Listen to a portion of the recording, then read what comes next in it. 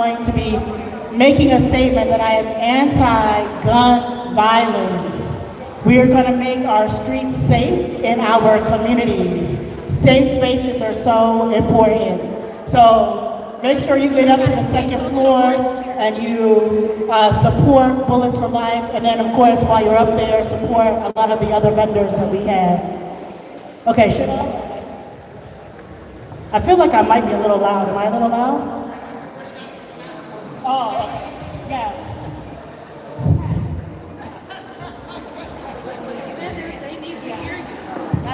That's that teacher voice I have, okay? The kids used to call me drill sergeant or preacher Thompson, depending on what was going on. Okay, so we are here for the health and wellness panel, which is amazing. You guys have made it for these 2 days. Friday, we're now on Saturday afternoon. Clap it up for you guys still being here on a Saturday. Am I Oprah Saturday? I don't have that long capacity.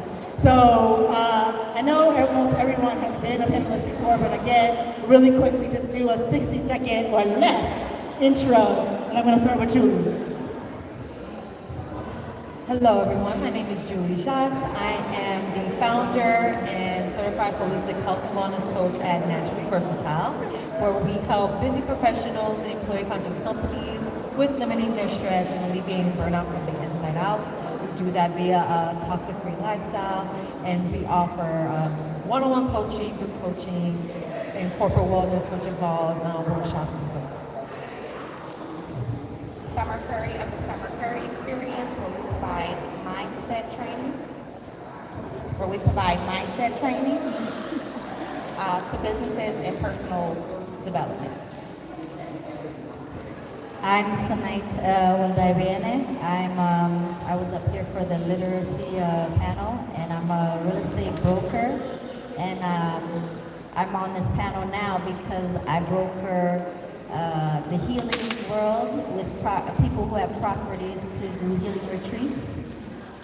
And that's why I didn't speak about it before, because I'm on this panel. I said, let me take that time into this discussion.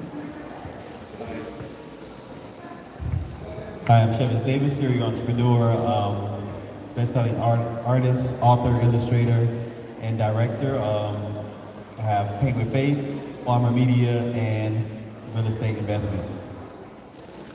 So I'm gonna get can I get a little spicy with you guys? Of course. A little spicy. Well, yeah, a little bit. So health and wellness kind of feels like a bit of a buzzword nowadays. Everybody's thinking about health and wellness and, all these things they can do, self-care. It just feels like words that people are throwing out there without any real intentionality. So we'd love to talk really specifically around intentional health and wellness practices that someone can do on a daily basis. So not just, get yourself a glass of wine and go soak in the bathtub, but something that feels really intentional, that really helps people think about their holistic well-being. This can go to anybody who wants to go first. So for myself, I love earth, I love sun, I love connecting. My practice in the mornings before I touch the phone, before I do anything, I go out and I greet the sun. I make sure that my feet are planted. I go out barefoot. I watch the sun come up, and I just take that time for myself. I'm trying to be intentional with. I'm going to stop you a second, because what you said was so important about going outside barefoot. Can you just say that again with the... I spend my morning awakening with the sun, watching the sun coming up, making sure that I'm planted outside with my feet bare, enjoying what God has given us naturally without finance before the day gets started, before everything begins. I'm a wife, a mother, a business owner, and it's important that you find that time to ground yourself before the day starts. So I love being up before the sun comes up, before the phone starts ringing, and I'm intentional about not answering my phone or not doing business before 9 o'clock. Yeah, as far as health and wellness, holistic health and wellness, one thing that I make it a point to do every day is conscious consumption, right? So I say, the foundation of my businesses, of what I teach, is having a toxic-free lifestyle. So I make it a point to pay attention to, okay, what is it that I'm eating? What are the ingredients in my food? What are in the ingredients of the products that I'm using? What am I listening to? What am I reading on a daily basis? What am I exposing myself to on a daily basis? Because there is so much negativity in different facets, right? So if we're talking about ingredients, that can be the toxins and so forth. And so just making sure that I'm allowing more positivity in my space in different avenues, so that I can have that holistic wellness. I love that. And I guess Drill Sergeant Thompson going to come out real quick again, like I had to do yesterday. I know that we're supporting our vendors, and we can just keep it down. BBB, PT, Expo staff, I need your help to make sure that people are quiet so that we can give respect to the speakers who are up here, who are dropping the knowledge for the people who want to understand about their health and wellness. I really appreciate it. Thank you so much. I don't want to have to keep coming out and regulating the crowd like this, because we're grown folk, so grown folks should know how to act, period.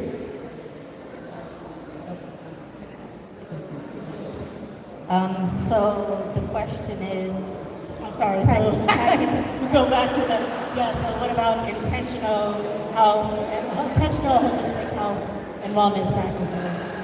So I would say to get back to nature. I was gonna bring the point of the sun and, but going outside, having your feet planted on the ground. But more importantly, it's simple things like following the pattern of the universe, the earth, the skies. Going to sleep after a certain time is not really good for you. Paying attention to our rhythm, in a way that you're following the sun and the moon.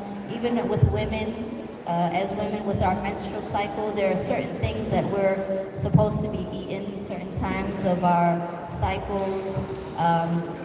Even the seasons. The seasons are important because of the fact that we're not supposed to be eating certain foods a certain season. We're supposed to be eating foods that are in season. So it's really more of just adjusting with what's happening in nature. So if you follow natural patterns, you'll kind of have an idea of what we're supposed to be doing. So I just realized I'm the only guy on this panel. So I think, with that said, we have a mindset. You may not be privy to it, but we're the hunting kid.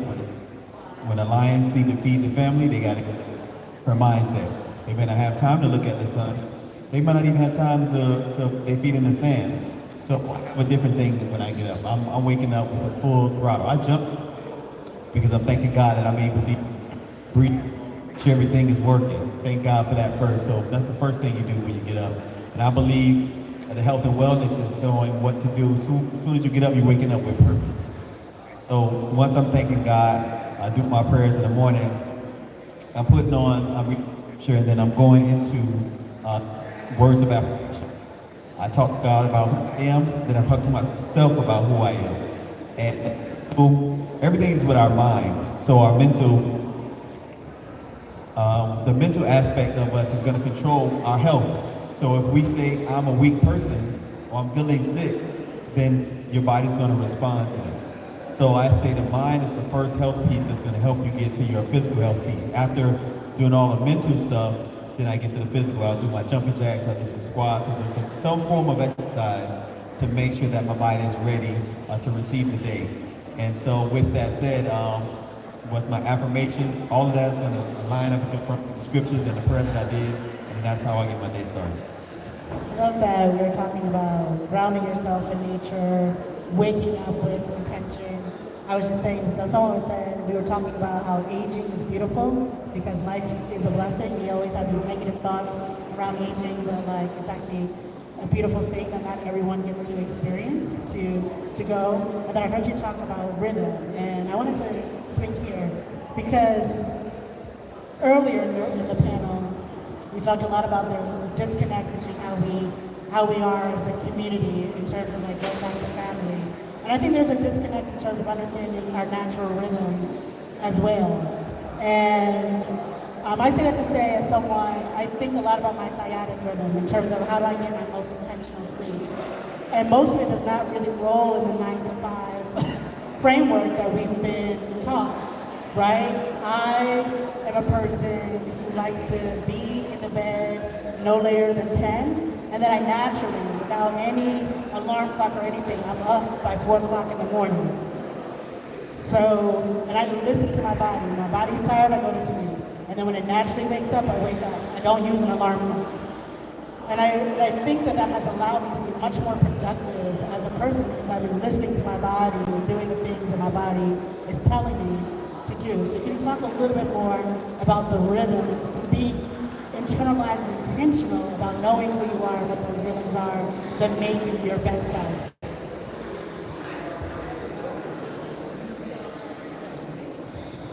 I would say in regards to the rhythm, we're all different. So we all have different health issues. We all have different things going on in our lives. So you basically have to adjust to whatever your life situation is. Another thing I believe that is a health and wellness situation that we really don't think about is the fact of the individuality. We're supposed to have 3 generations in one household. You're supposed to have an elder, the kids, and the middle person. And that's the healthy pattern in regards to being able to live a healthy lifestyle and be able to get the generational wealth, because now everyone is playing their role. So in us doing this, not having certain rhythms, patterns in our lives I believe, is the issue with the health and wellness. You see this, I'm a real estate person, and I'll be honest with you. I stopped doing real estate because I became very frustrated watching one whole generation build a legacy and the next generation completely destroy it in like 10 seconds. And have you guys ever seen that movie, I Care a Lot? Who's seen that movie, I Care a Lot? You guys haven't seen, you guys need to all go home and watch I Care a Lot. I'm not a movie watcher. I do not watch TV. I don't consider that movie a movie. That movie is a documentary. That movie is exactly what's happening right now, especially in Florida. And I Care a Lot is basically a story of the system taking our elders and really just taking advantage of them. And I don't want to tell you guys the story, but it's them just taking away the generational wealth from us, and we're allowing it because of the fact that we don't have community and family anymore. I have a current situation that I'm dealing with right now. I have a young lady, Haitian girl. She's 23 years old.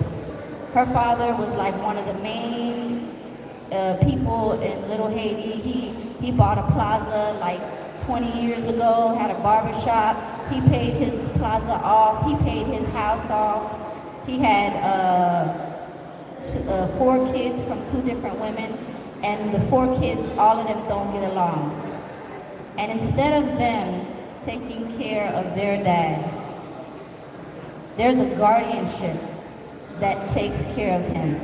And this guardian sold this man's plaza without this man knowing. This man, his plaza was worth over $2 million.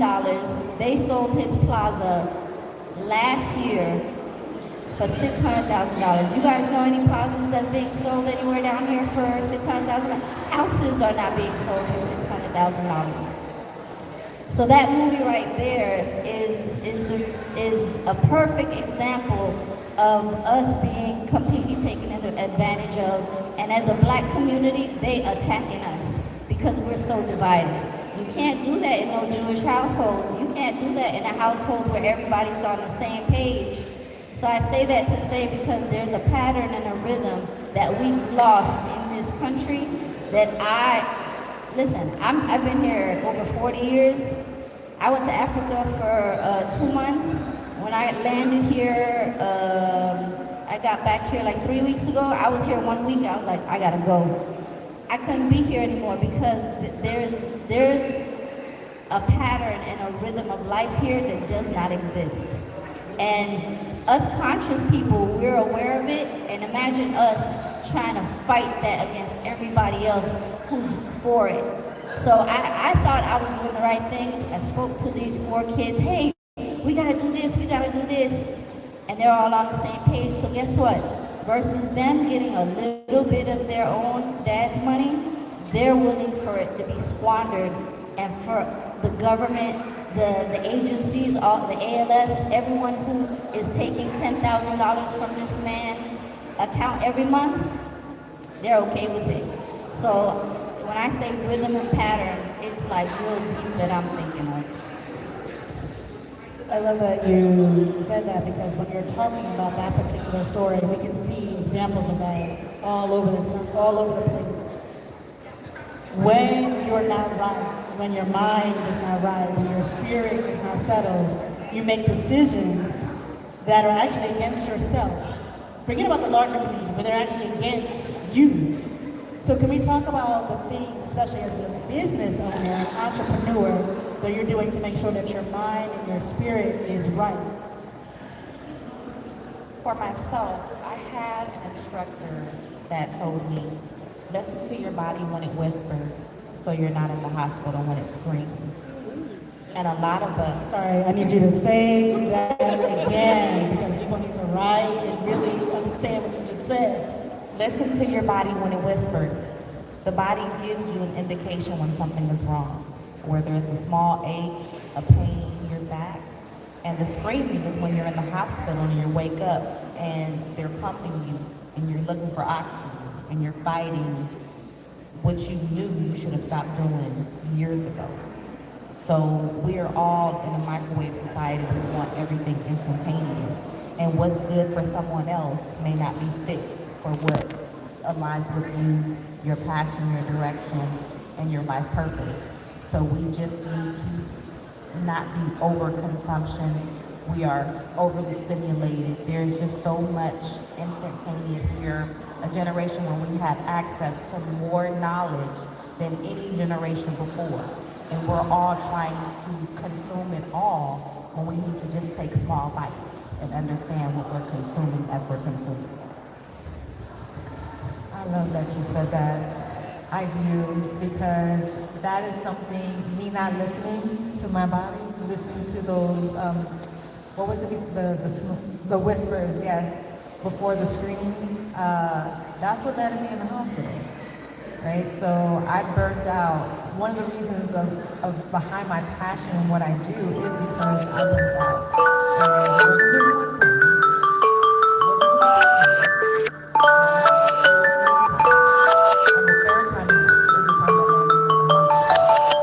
And the third time, at that time, I was already making the steps and moves for my health and wellness. I was already doing research for my health and wellness and the wellness of my family. And that's when I realized that what I was doing wasn't enough. And it led me to really reevaluate what I was doing, not only just for my consumption, but for my entire lifestyle. So I listen to those whispers now, right? So when I'm doing work and I have this tendency to like really try to get some of the work done, but then it's like, okay, I'm tired. Let me go put myself in bed and get some rest so that I can recover and wake up and be able to do it all over again and have the energy to be able to do it and sustain the next day. So yes, I just wanted to emphasize that. Quick little ad lib. We all walk around, you know, a lot of us have these Apple Watches. Don't wait for the watch to tell you to stand up. Keep the body moving, keep the body flowing. That's the only way for us to thrive in this body. You know, you get one. Think like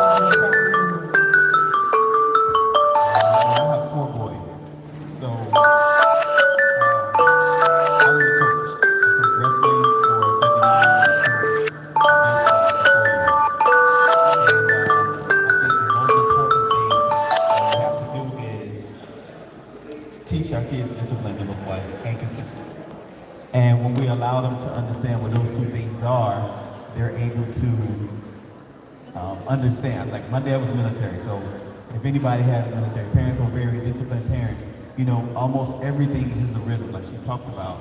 You take a shower, you brush your teeth, it's always a rhythm. And when we teach our kids to sustain themselves in that, as the Bible says, teach a child is not depart from it.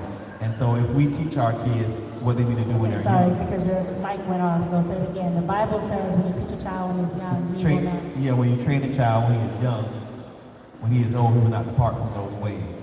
And so it's important that we train our kids in a certain way, whatever direction you want to lead them in, so that when they're all old, when they go away from you, they will maintain and stay in those ways. And when a child is disciplined and have something substantial to stand on, they won't waver when they're an older person. As I think the term says, you got to bend the tree while it's young, so that way when it's older, it'll be firm. And with that, our kids will also, when we pour into them, we're able to have them already be full, so no one else can pour any nonsense into them. And then that's why we can have strong kids that don't have the type of issues that many people are struggling with nowadays. So my son is 13 years old, and my daughter is 25. So I raised my daughter very strict, and now I'm trying to change it to not be strict. So I incentivize everything for my son. My son is a big video game person. But my son can't get on that video game until he does the 14 things that he has to do every day. And those things include the obvious: get up, make your bed, and he has to do 4 sets of push-ups every day. Every day he has 4 sets of push-ups to do. He could do it all one time, he can do it throughout the day, he can do it however he wants. And I started that like 3 years ago with him, and we have evolved to where I add on. So now what he does is he gets up in the morning, he does his push-ups, he does an ab workout, and he does another set of push-ups. He can't ask me to do nothing if he doesn't do his 14 things. He can't play a game, he can't go outside. And I did that because I want him to be conditioned. I want him to already have these habits. And the problem is, you don't wake up one day and say, oh, I have cancer and it came today. If you have cancer, it was already in your body for 80% of its life. So we tend to do this thing where we're like, oh, I'm healthy. I don't have to eat, good and live this certain life. But once you're sick, you have to now undo 10, 20 years of whatever you just did to get you sick. So I'm conditioning my own son. And at first he hated it. And I was like, and we do this thing as parents where we're like, we try and baby them, and we want them to be happy. And I had to get over that real quick. My son is straight A's. He goes to iPrep. He's in 8th grade. He was the president of his class last year and 6th grade, and 6th grade was the first year that he was there. I created a standard for my son. So now my son, not only does he want to go to college, my son is looking to go to college, and he doesn't want me to pay for it. So he's like, Mom, I saw this scholarship, this and that. So I've done things to my son. I've basically just messed with his mind, but I did it in his best interest. So I'm just doing practices that I wish I had. So now, as adults, we don't really want to work out, but he's so conditioned. So it's more of a conditioning. So he doesn't feel like, oh man, I got to work out. And he does it because he wants to play on that video game for hours. But I also let my son do whatever. My son literally can do whatever he wants. He can ask me for anything, because I realized I have a limited mind, so I don't want to limit him by saying no to certain things.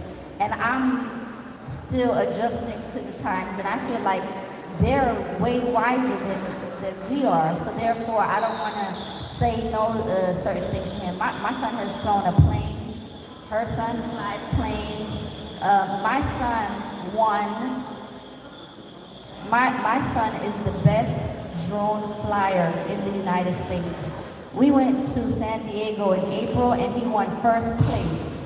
He beat all the little white kids and he was the only black kid. He was the only one, a black kid, and he won. Any white people in here? Sorry.